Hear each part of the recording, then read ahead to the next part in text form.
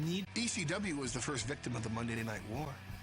In August 1995, WCW stole Chris Benoit and Eddie Guerrero and Dean Malenko all in one swoop. I need to point out that one man's raid is another company's acquisition. We never raided anybody. We never raided the WWE, despite everybody's opinion to the contrary. We never raided ECW. We never raided anybody. I mean, when you think about it, did Vince McMahon raid all the local territories when he accumulated talent that made a decision that they would rather work for Vince McMahon as he was expanding his national territory as opposed to working for local promoters? Was that a raid? Certainly not in Vince McMahon's mind, or certainly not in the minds of the people that work at WWE currently, or the fans of WWE, or for that matter, mine.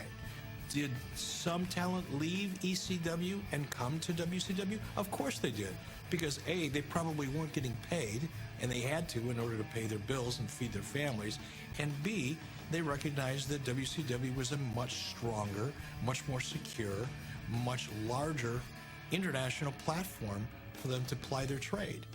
Did they make that choice to come to WCW? Of course they did. Did some of them make those choices to go to WWE? Of course they did. But that's not a raid, despite what Paul Heyman and others would have you think. Eric Bischoff is full of shit, and much like a lot of other people, never gave ECW the credit that ECW deserved. Eric Bischoff stole Chris Benoit and Eddie Guerrero and Dean Malenko from ECW in one fell swoop. Same way he signed Chris Jericho from ECW. Same way he stole the Cruiserweights from ECW. And it was a smart move by Eric Bischoff to do it, because he was in a competition with WWE and he had to have the talent, and he found them in ECW before WWE had a chance to sign him as well. It was smart by Bischoff to do it. I just don't like the fact that he never says, yo, I stole that from ECW. Because he did. It was blatant. We sued him over it a bunch of times.